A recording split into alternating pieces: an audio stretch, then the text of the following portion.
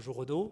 On est très heureux de t'avoir à Abracadabule pour ce 20e anniversaire parce que tu fais partie des auteurs emblématiques de la bande dessinée franco-belge. Tu viens donc de Belgique.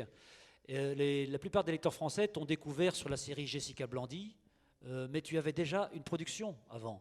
Est-ce que tu pourrais nous en dire quelques mots sur la vie d'avant Jessica Blandy? Ça remonte à très loin avant. Au fait, j'ai démarré ma carrière dans les années 75, 75. Bon, donc belle Oui, on 75, comprend. oui. À l'époque, il y avait un éditeur français qui publiait des petits formats de poche. Des petits formats de poche, on appelait ça des romans de guerre. Donc c'était la BD en petit format. Et c'était à Tourcoing. Moi, j'habitais à l'époque à Moucron. Donc j'ai débuté ma carrière de dessinateur de BD chez ce petit éditeur-là. Et c'était vraiment un métier très très dur, d'autant plus qu'on était très mal rémunéré. Bon, maintenant on est revenu à ça d'ailleurs. C'est vrai que la oui, boucle est bouclée. oui, bon. Hein. Et donc j'ai ramé là pendant 10 ans. Parce que c'est vrai que pour démarrer une carrière de dessinateur professionnel, c'est jamais facile, c'est toujours très dur. Et c'est là, comment je vais dire, ça s'appelait Artima. Puis ça a changé de nom, c'était Novedi. C'est là que j'ai créé ma première héroïne, parce qu'au fait, j'ai toujours vécu de la bande dessinée. Et parfois, je dis en confidence, comme ça, avec un certain humour, on peut me considérer un peu comme le proxénète de la BD, parce que c'est toujours les femmes qui m'ont fait vivre. C'est vrai que tu travailles surtout sur des héroïnes. Ah bah oui, oui, toujours. Oui, ça a toujours marché grâce aux femmes que je dessinais. Et là, j'ai créé donc le premier personnage féminin qui s'appelait Miss Pamela Waps, alias La Guêpe. Et entre-temps, j'ai repris, à l'époque, il y avait comment je vais dire, un éditeur français parisien qui publiait des romans et ça a été adapté, ça s'appelait La Louve. Donc j'ai adapté ça en bande dessinée pour cet éditeur-là. On en a d'ailleurs même fait un film, j'en suis pas responsable, hein. Mais enfin on a fait le film de La Louve, c'est pour dire voilà l'univers de mes personnages féminins donc, que j'ai traversé. Je reviens à Jessica Blandy. Ouais. Le 24e et dernier tome de Jessica Blandy paraît en 2006. Ouais. Mais en 2009 paraît le tome 1 de La Route de Jessica. Alors ma question c'est, toi et Dufaux, ton scénariste, aviez-vous la nostalgie de votre personnage? Était-ce une demande de l'éditeur ou des lecteurs? Non, pas du tout. Au fait, j'étais le premier surpris lorsque Jean Dufaux, un jour, j'ai rencontré donc, chez l'éditeur Dupuis. Il m'annonçait on arrête Jessica. Au fait, Jean Dufaux, ce qui s'est produit, c'est qu'on a eu marre de faire du polaire. Bon. Parce que moi, j'étais totalement encore emballé de continuer la série Jessica Blandy. Bon, j'avais un public qui me suivait. C'était quand même un album qui sortait, il était quand même imprimé entre 50 000 et 60 000 exemplaires, ce qui n'est pas négligeable. Des tirages qui font rêver. Et voilà, donc il m'a annoncé ça. Donc j'étais le premier surpris. Voyant ma réaction, il s'est dit peut-être que le public va avoir la même réaction. Alors, pour adoucir le choc, il a dit on va faire encore 3-4 albums, La Route Jessica. Voilà. Ça a été fait rien que dans ce but-là. Quoi. D'accord, il a voulu atténuer un peu. Voilà, un petit peu atténué, oui. Pour moi et pour les lecteurs. Quoi. Tu sembles être fidèle, Renaud, dans la collaboration, car au-delà des 27 tomes autour de Jessica, sur des scénarios de Dufaux, tu as également réalisé avec lui la série Santiago, 5 tomes chez Glénat. Oui, oui. Les Enfants de la Salamandre, encore 5 tomes. Oui, oui. Et plutôt Brelan de Dame, en partie avec lui. Les 3 derniers. Les 3 derniers, oui. Oui. Donc, une telle collaboration est aussi longue, c'est quand même assez rare dans le métier. Et qu'aimes-tu chez le scénariste Dufaux? Son écriture, son imaginaire ou tout simplement ses qualités humaines? Il y a les deux. Il y a sa qualité humaine parce que j'ai une anecdote. À l'époque, je faisais donc le Brelan de Dame au Lambert. C'était donc à l'époque, c'était Jean-Luc Vernal qui faisait mes scénarios. Et un jour, je suis arrivé, parce que comme chaque semaine, je me rendais donc au Lambert. Et là, je rentre dans le bureau de Vernal et je vois un gars assis. Voilà. Et puis il y a Vernal qui se lève et dit voilà, Renaud, je te présente Jean Dufaux, c'est lui qui va reprendre et continuer la série Brelan de Dame. Mon premier réflexe que j'ai eu en voyant Jean, Je dis, c'est parfait, je vais travailler avec ce merdeux. Non, parce qu'il y avait un air hautain comme ça. Ah oui, oui, oui, non, oui. Et alors, je dis, c'est parfait, ça va m'arriver. Bon, j'ai fait aucune remarque à Jean, bien sûr. On s'est revus 15 jours après pour mettre les choses au point. Il est venu me rejoindre donc à Charleroi. Et bon, il m'a donné les premières idées de son première histoire. Ça s'est passé devant un apéro. Il y en a eu 2, il y en a eu 3. Et puis voilà, j'ai découvert un mec super adorable, d'une grande humanité, et voilà. Et un grand scénariste. Oui, un tout grand scénariste. D'ailleurs, je dis toujours qu'en Belgique, même dans le milieu de la BD, pour moi, les 2 plus grands scénaristes, mon avis, hein, c'est Van Damme et Dufault. Voilà. Van Damme, il dit, au fait, moi, Van Damme, je crois qu'il... J'aurais rajouté Greg. Pardon ? Greg. Qui n'est plus là, mais pour moi, Greg est un grand scénariste. Ah oui, bien sûr. Ouais. Mais au fait, Jean, parfois, ce que je lui reprochais un peu pour moi, parce qu'au fait, je suis quelqu'un de... J'ai pas du tout l'éducation de Jean, je n'ai pas cette formation littéraire. Et parfois, ce qui me faisait un petit peu regretter, c'est que parfois, il était trop littéraire dans ces trucs.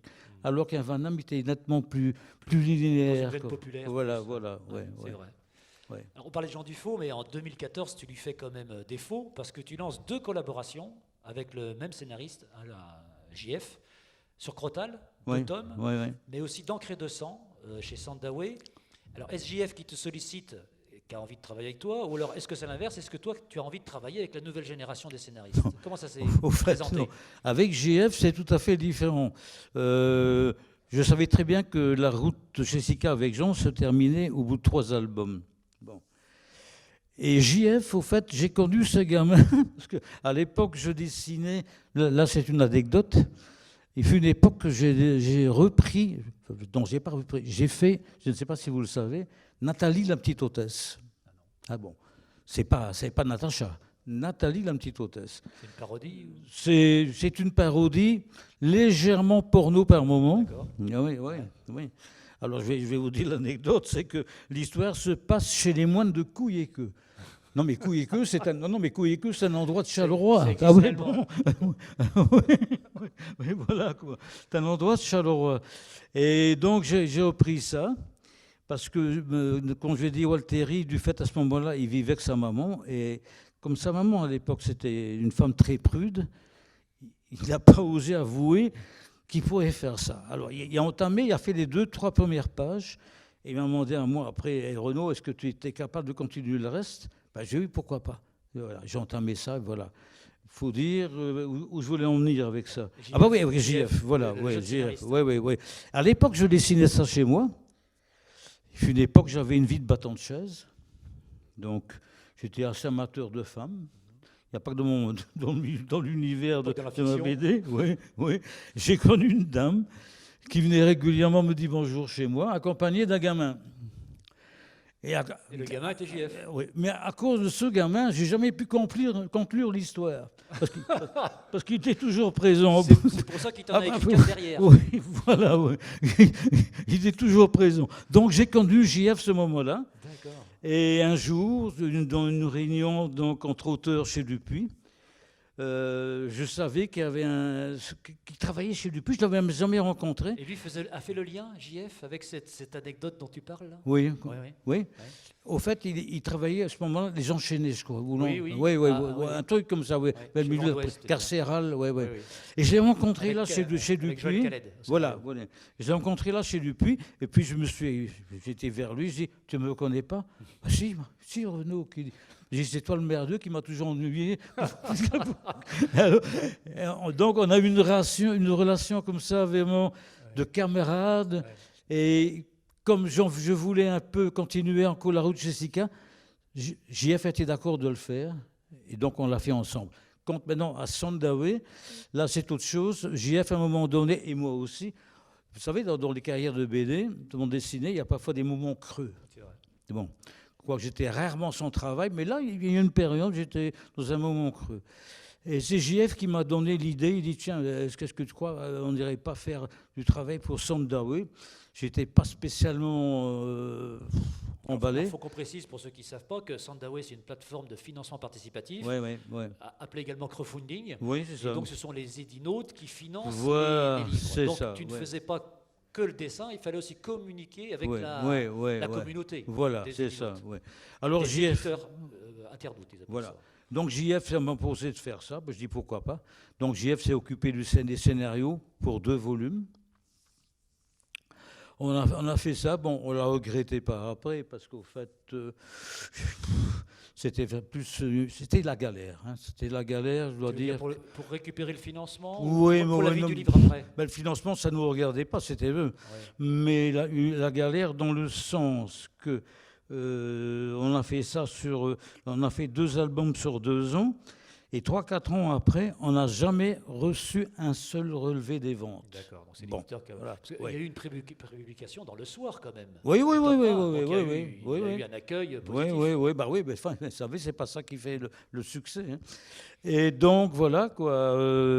En plus, il y avait des corvées énormes. Lorsque mon album est sorti, le premier, ils se sont emmenés chez moi qu'une pile de 80 albums à dédicacer pour les édinautes. Oui, parce que les Oui. édinautes mettent, il y a des paliers, et si tu mets, je sais pas, 50 € ou 100 €, ben, il Ouais, peut y avoir voilà, une dédicace voilà. dans le livre. Alors, j'ai dû faire 15 aquarelles format A4, aquarelles gratuitement pour Ouais. les meilleurs édinautes, ceux qui avaient investi le plus. 500 € Ouais, peut-être, voilà, ou 1000 €. voilà, ouais, 1000 € voilà, peut-être bien. voilà. Bon, voilà, voilà. Donc, tu vois, là, Ouais. C'est un travail énorme en plus pour le dessinateur. ah oui, pour les énorme, auteurs. énorme, Ouais. énorme. Et puis, pas seulement ça, on n'a jamais connu les ventes. Ouais, c'est pas normal. Déjà, au départ, c'était déjà, hélas, le moment de, comment je veux dire, avance sur droit. Je ne sais pas si le public sait ce que c'est avance sur droit. C'est donc à l'époque de Jessica Blondy, lorsque je dessinais une page qu'on appelle une planche, j'étais payé 500 € la planche. Bon. Et c'était en avance ou en fixe? Non, non, non, c'était fixe. Fixe. Ah oui. Donc C'était l'éditeur n'avait pas récupéré. Ah non, non, non, non, sur tes ventes, mais c'était ça la grande époque de la Ah oui, BD. c'était la grande époque. Jessica Blondy, on était payé 500 € la planche, l'album sortait, et alors les royalties tombaient après. Or, maintenant, les jeunes auteurs Tu de touchais BD. dès le premier album vendu. Voilà, Les droits d'auteur. voilà, ouais. C'est ça. Et si, mais qu'est-ce qui se passe maintenant? Voilà, les jeunes auteurs, lorsqu'ils travaillent aux éditeurs, ils ont une avance à la planche, Dans le meilleur des cas. dans le meilleur des cas, oui, maximum 300, 400 €, mais ce n'est qu'une avance. C'est-à-dire que les droits d'auteur, ils ne les voient jamais. Parce que pour avoir des droits d'auteur, il faut dépasser 15-16 000 exemplaires. Or, à l'heure actuelle, ce n'est pas possible. À l'heure actuelle, c'est un best-seller, 15 000 Ah ouais, exemplaires. ouais, bah oui, voilà. Donc voilà. Très souvent, en dédicace, je reçois des jeunes auteurs qui me montrent leurs dessins. Je dis, oui, c'est vrai que tu as du talent, tu peux espérer, continue, mais surtout, tout fait notre job. Ah oui, là c'est plus possible pour un jeune auteur maintenant de vivre de la BD. Il faut avoir un travail plus alimentaire. à Voilà, côté et pour c'est payer pour les cette factures. raison que moi-même, je me suis complètement détaché du milieu de l'édition et que j'ai donc édité moi-même mon Voilà, album. c'était un peu, en passant par le crowdfunding, je voulais arriver donc à la série Les Crabes, Oui. que tu dédicaces au Sable d'Olonne ce week-end. C'est ta dernière production. Et qu'est-ce qui pousse donc un auteur professionnel comme toi, qui a travaillé avec les plus grands éditeurs, à s'auto-éditer? C'est auto-édité. D'abord, lorsqu'on ne croit plus à un éditeur, on n'a plus de travail. On arrête ou on continue. Moi, j'y croyais plus. Je suis incapable d'arrêter mon travail. Voilà. Je suis quelqu'un qui doit vivre continuellement à dessiner chez moi. C'est une passion. Voilà. Bon, je crois que c'est un très beau cadeau de la vie. Donc, je me suis dit, je ne crois plus du tout en eux. Je vais méditer moi-même. Alors, j'ai commencé à faire le scénario. C'est venu comme ça d'une traite. J'ai trouvé un scénario. Tous ceux qui sont procurés, donc les Crabes, ont adoré. Oui. J'avais une question sur le scénario, parce que c'est ton premier scénario, j'imagine. Non, parce qu'à l'époque, chez Artima, Tu scénarisais. Miss Pamela Waps, alias D'accord. La Guêpe, les scénarios avaient été... Parce que je me pose la question de savoir si tu scénarisais parce que c'était trop personnel et que tu voulais pas confier cette histoire-là à quelqu'un d'autre. Non, à un non, autre scénariste. non. Mais au fait, toute ma vie, j'ai partagé les gains avec l'éditeur, avec le scénariste. Et je me suis dit, maintenant j'en ai marre, tout est pour moi. Voilà. Mais je crois que c'est une bonne politique, je ne regrette Ouais. pas. Voilà. Donc pas de regret de s'être auto-édité alors. Oui, oui. Et comment fais-tu pour la diffusion, la distribution? Ah non, mais la diffusion, surtout pas de diffuseur. Donc tu te Parce que diffuses, déjà, toi. ils te bouffent déjà au départ 40% à 50%. Hein. C'est vrai. C'est horrible. Ouais. Ah ouais. Donc, on s'est dit de soi-même, et les diffuseurs, c'est nous. On le diffuse soi-même sur place dans les festivals. D'accord. Donc ça t'oblige à être le week-end sur le terrain pour diffuser. Voilà, tes mais films. chaque fois qu'il y a un festival qui nous invite, on arrive, on a notre matériel, et voilà, on s'en tire comme ça, et on s'en tire très bien. Lorsque je vois la manière dont les éditeurs nous ont blousés, lorsque je vois sur un certain nombre d'albums que je vends, que lorsque je vends par exemple 400 albums, ce que ça me rapporte, et lorsque je vois que chez l'éditeur, qu'est-ce que ça rapporte, 20 000 albums, Ah ouais, c'est fou. ça est assez fou. Enfin, faut avoir envie de s'embêter aussi avec la gestion, la comptabilité. Ça, c'est mon épouse qui s'en occupe. D'accord. Mon épouse est quelqu'un qui sait qu'on est en commercial. Ouais. Donc voilà quoi. Ouais.